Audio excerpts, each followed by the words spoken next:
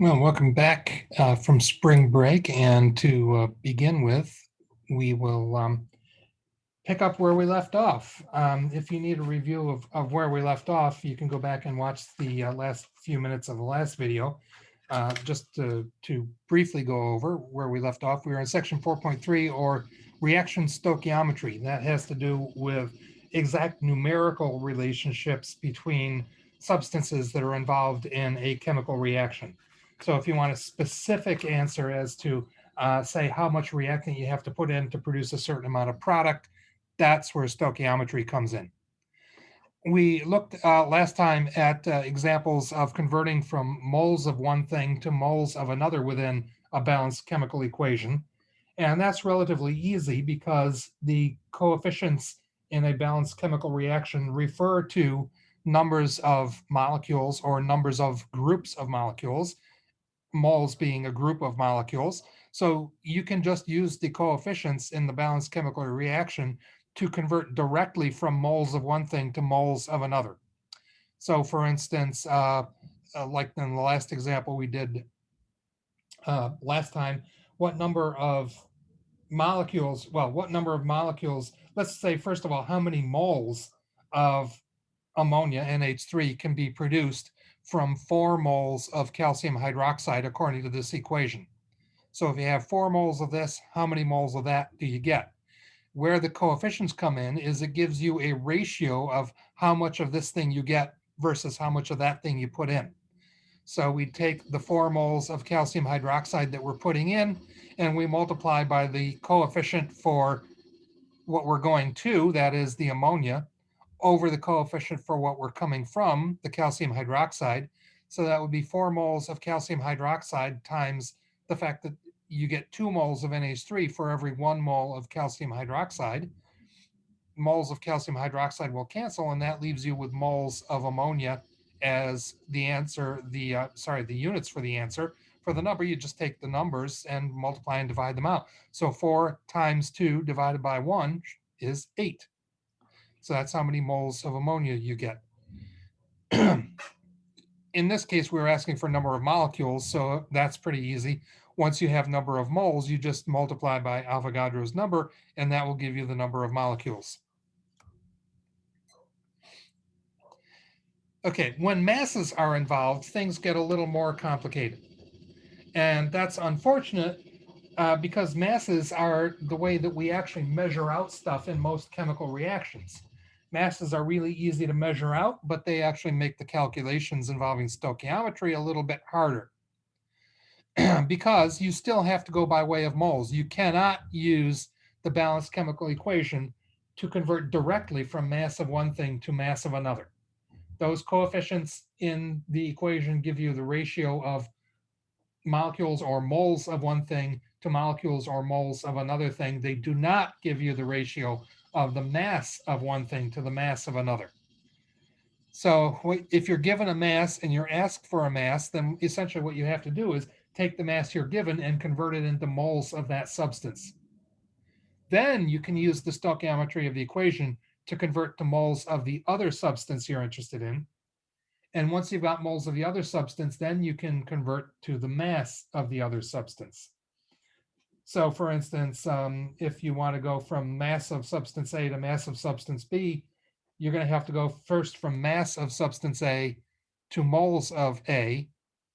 Then you can use the stoichiometric ratios to convert to moles of B. And then you go to mass of B. Anytime you're going from mass to moles or from moles to mass, you would be using the molecular weights of the substances. So a good example of that would be the reaction between sulfuric acid and sodium hydroxide. And it produces sodium sulfate and water. As if you have 15.3 grams of sodium hydroxide that's reacted with an excess of sulfuric acid, so you don't have to worry about which reactant is going to determine how much product you get, because you only have a specific amount of one of them, and you're told that the other is excess. That means that you have more than enough sulfuric acid, and there will be some left over after all of the sodium hydroxide has reacted. What mass of sodium sulfate can be produced? Okay, so you start out with the quantity that's given, that is the 15.3 grams of sodium hydroxide. But before you can use the stoichiometry to convert to the amount of sodium sulfate, you have to get to moles of sodium hydroxide. This is normally a three-step process. So the first step would be going from mass of NaOH to moles of NaOH. And you do that using the molecular weight or molar mass of NaOH. If you have 15.3 grams of NaOH and there's 1 mole of NaOH for every 40 grams of NaOH, then you have 0.3825 moles of NaOH. Multiplying by the 1 mole over 40 grams is just the same as dividing by the molar mass. So I could have taken 15.3 divided by 40, and I would have gotten the same answer out.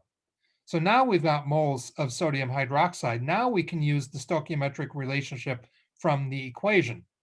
And so you take the 0.3825 moles of sodium hydroxide, and the equation tells you that you get 1 mole of sodium sulfate for every 2 moles of sodium hydroxide that go in. So you put, again, like with a unit conversion, you put what you're going to over what you're coming from.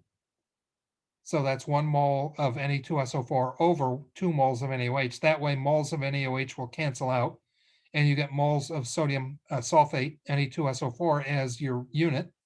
And then 0.3825 times 1 divided by 2 is 0.19125. So that's how many moles of sodium sulfate you should expect out from this reaction. But the question was asking how many grams or what mass of sodium sulfate can we get? So you have to take moles of sodium sulfate and in the third step, convert it to mass of sodium sulfate. And to do that, you use the molar mass of sodium sulfate. So you take the 0.19125 moles of sodium sulfate.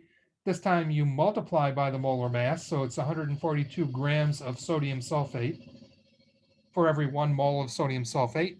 Notice that moles of sodium sulfate cancel out, and you get grams of sodium sulfate as the units. And 0.19125 times 142 divided by 1 is 27.1575. That's a little excessive on the significant figures front. So looking back, it looks like we're going to only be allowed to use 3 significant figures because of the 15.3. So 27.1575 rounds off to 27.2 grams of sodium sulfate. So that would be your final answer. So anytime you want to go from mass of one thing to mass of another thing in a balanced chemical equation, it's going to be a 3-step process like this. You can use this process to relate any 2 things in a balanced chemical equation to each other. It doesn't necessarily have to be product to reactant. We could ask, okay, if I have 15.3 grams of sodium hydroxide, how many grams of sulfuric acid would I need to react with it? In this case, we were told there was an excess, so we have more than we need. But what if you wanted to know exactly how much you actually do need? Well, you can use the same 3-step process to relate mass of sodium hydroxide to mass of sulfuric acid.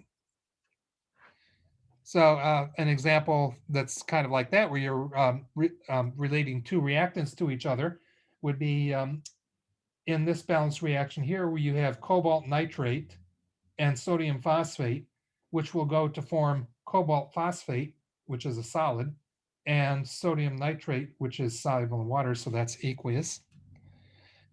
And you might want to relate a specific amount of cobalt nitrate to a specific amount of sodium phosphate. If I have so much cobalt nitrate, in this case 78.6 grams, then how many grams of sodium phosphate would you require to react with it completely? And we're going to use the same kind of 3-step process. You're going to have to convert from grams of cobalt nitrate to moles of cobalt nitrate. That'll be the first step. Once you have moles of cobalt nitrate, you can, in the second step, convert to moles of sodium phosphate using the stoichiometric ratio in the equation. And then once you have moles of sodium phosphate, you can convert to grams of sodium phosphate by using the molar mass of sodium phosphate. So to show how you do that, step 1, going from mass of cobalt nitrate to the number of moles of cobalt nitrate, we had 78.6 grams of cobalt nitrate, and we divide by the molar mass or multiply by 1 over the molar mass. So adding up the masses from the periodic table, we find that cobalt nitrate has a mass of 183 grams per mole. But in this case, we want grams on the bottom, so they'll cancel. And so that's 1 mole of cobalt nitrate for every 183 grams of cobalt nitrate. That way, the grams of cobalt nitrate will cancel out, and we end up with moles of cobalt nitrate as the unit, which is what we want as the unit in this first step. 78.6 times 1 divided by 183 is 0.4295. So that's how many moles of cobalt nitrate we're putting into the reaction. Now that we have that, we can use the stoichiometric ratio from the equation to convert moles of cobalt nitrate to moles of sodium phosphate. And so we have 0.4295 moles of cobalt nitrate, as we saw in the last step. And we find from the equation there's 1 mole of sodium phosphate required for every 3 moles of cobalt nitrate. Looking back at the balanced equation, 1 of these required for every 3 of those. This way, moles of cobalt nitrate will cancel out, and we get moles of sodium phosphate as the unit for the answer.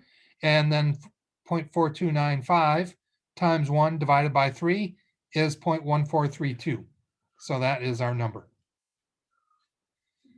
Now that we've got moles of sodium phosphate, we can find the mass of sodium phosphate by using the molar mass of sodium phosphate. If you go to the periodic table and take the mass of 3 sodiums plus 1 phosphate plus 4 oxygens, that adds up to 164 grams of sodium phosphate per mole. So you'd multiply this time because you want grams of sodium phosphate as the unit for the answer, and you want moles of sodium phosphate to cancel.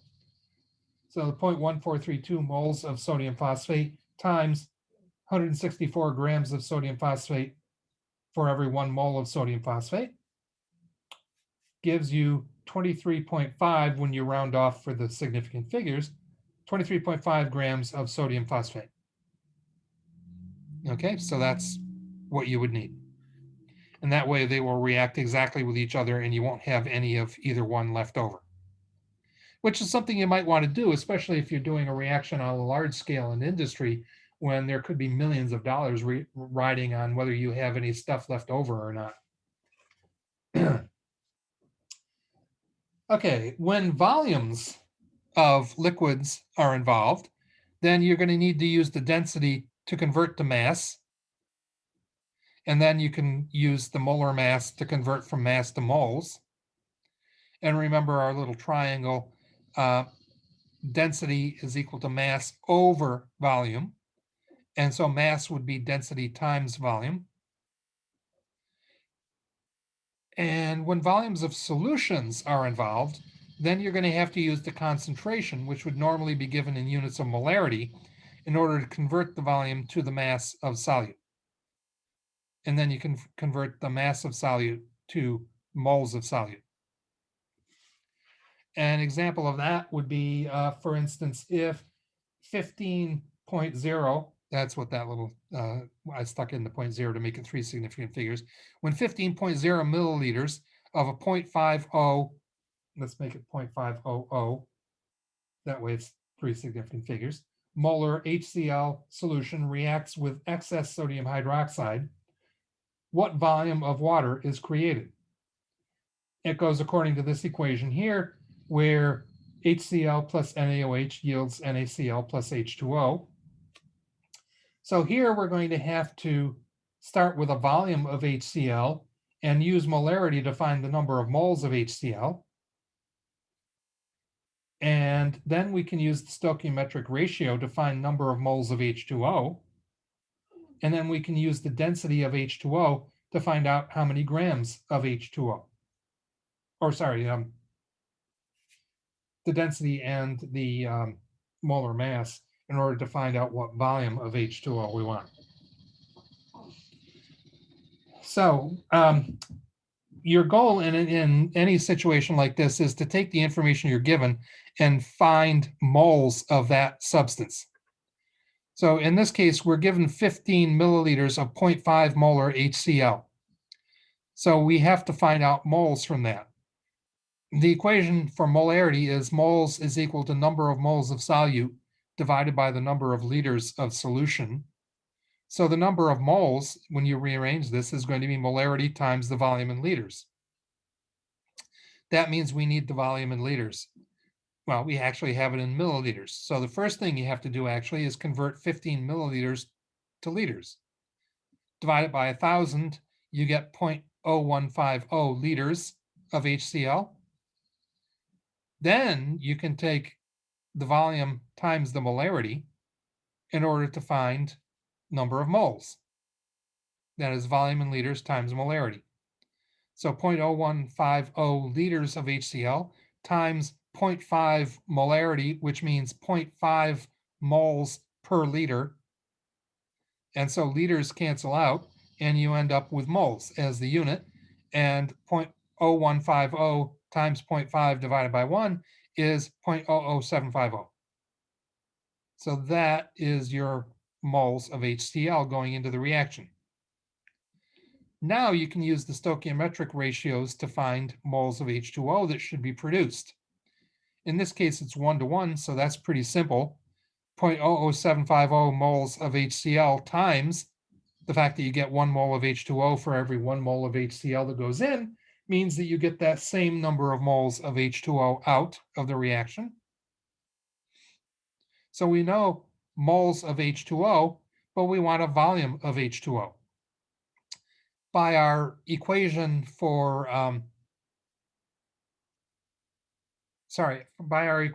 density, we can figure out that mass is density times volume, and we have the volume of H2O. Sorry, no, we have moles of H2O, so we're going to have to find mass. And then volume is equal to mass over density. And that way we can find volume. So the first thing we're going to have to do is take the moles and find out how many grams that is. So we know how many moles of water. We know that there's 18 grams of water in each mole of water.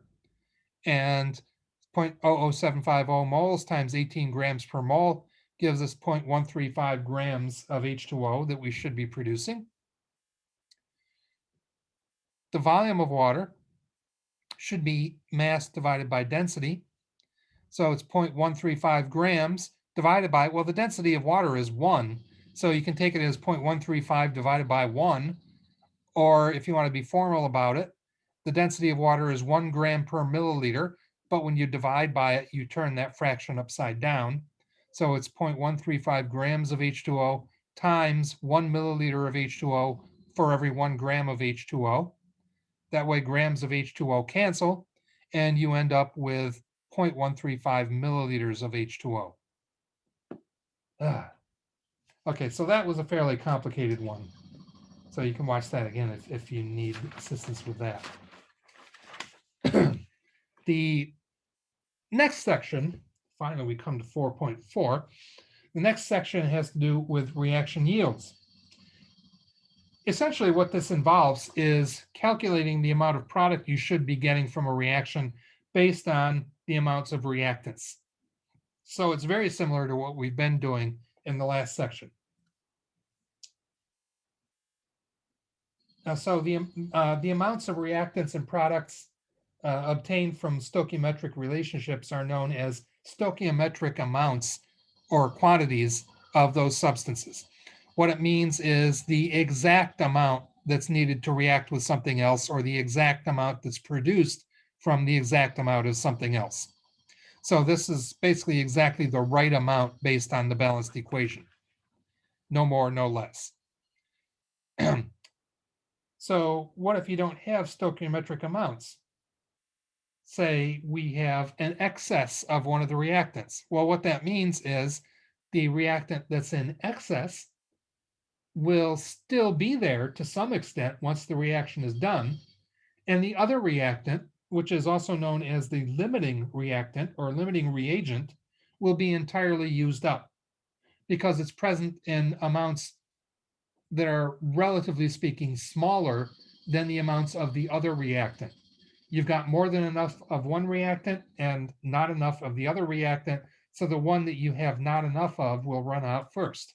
And that's the limiting reagent or reactant. So normally at the end of a reaction, you will have product, and you'll have some of the excess reagent left over, but the limiting reagent will be gone, because once that runs out, that's when the reaction stops. Okay. They use the example of making a cheese sandwich in the book, and using cooking or baking or analogies like this are often a good way. It's often a good way to sort of explore the concepts that are a little more complicated when they're presented in terms of chemical substances in a reaction. So when you're making a cheese sandwich, let's make it a really basic cheese sandwich. 2 slices of bread and 1 slice of cheese. That's one cheese sandwich. You can write it like a chemical equation. 2 slices of bread plus 1 slice cheese yield 1 cheese sandwich. The stoichiometric ratio would be 2 slices of bread for every 1 slice of cheese, and that would be 2. If you're looking at the ratio of one reactant to the other. So if you have 6 slices of bread and 3 slices of cheese, your stoichiometric ratio of bread to cheese would be 6:3 or 2. So you can have all different combinations. As long as the relationship of bread to cheese is 2, then you have just enough of the 2 reactants to make a certain number of sandwiches. But what if you don't have stoichiometric amounts? If you have, for example, 7 slices of bread and 3 slices of cheese, that stoichiometric ratio would be 7/3, which is 2.33, which is not 2. So that's not stoichiometric amounts. You have basically, what you end up having is more, relatively speaking, more bread and less cheese than what you would need to make an even number of sandwiches. So in this case, the bread would be the excess reagent, and the cheese would be the limiting reagent. You can tell that because bread is on top in this ratio, and the value of the ratio is greater than 2. And so that means whatever is on top is too big, in other words, in excess, and whatever's on the bottom is too small, in other words, limiting. How many sandwiches can you get from the bread?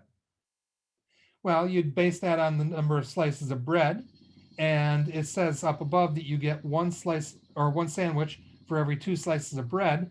So 7 slices of bread times 1 sandwich over 2 slices of bread will give you 3.5 sandwiches. So you have enough bread for 3.5 sandwiches. How many sandwiches can you get from the cheese? Well, you got 3 slices of cheese, and the equation tells you that you get 1 sandwich for every slice of cheese. So that would mean you have enough cheese for 3 sandwiches. Or in other words, once you've made 3 sandwiches, the cheese runs out and you can't make any more sandwiches. All you've got left is bread. And so in other words, the cheese is the limiting reagent, and the bread would therefore be the excess reagent. And as a little bit of foreshadowing, the amount of product you get based on the amount of limiting reagent present is known as the theoretical yield. So from this combination of 7 slices of bread and 3 slices of cheese, the theoretical yield, that is how many sandwiches you should be able to get, would be 3. Because once you've made 3, the cheese runs out and you don't get any more. So 3 would be how many you should get. And from that combination, there will be 1 slice of bread left over, which makes bread the excess reagent. An example from chemistry, if you have 3.78 moles of sulfuric acid and 4.17 moles of sodium hydroxide, which is the limiting reagent, there's always a temptation to say whichever one you have less of is the limiting reagent. But you've got to watch out for that, because not all reactions are 1-to-1. So it's whichever one you have less of relative to what you need to react with the other stuff that's present. And the easiest way to find out, I think, is generally to take each separate amount of reactant and find out how much product you can make from it. And whichever one produces less product, that's the limiting reagent. I think that's the easier way to do it, because very often the way these questions are set up, very often the next question will be, what is the theoretical yield? And the theoretical yield is just the amount you get from the limiting reagent. So if you do it this way, you've already got the answer to the next question. You can kill two birds with one stone. So looking here, you compare the number of moles of products possible from each reactant, ignoring the other reactant. So you're kind of taking each reactant in turn and assuming that that is the limiting reagent and finding out how much product you can get from it. So from the H2SO4, how much Na2SO4 can you get from it? And you can actually find the amount of either product as long as you focus on the same product for both reactants. I'm going to choose Na2SO4. How much product of Na2SO4 can you get from the H2SO4? Well, if you've got 3.78 moles of H2SO4, and the reaction tells you that you get 1 mole of Na2SO4 for every mole of H2SO4, that means 3.78 moles of H2SO4 should produce 3.78 moles of Na2SO4. Simple enough.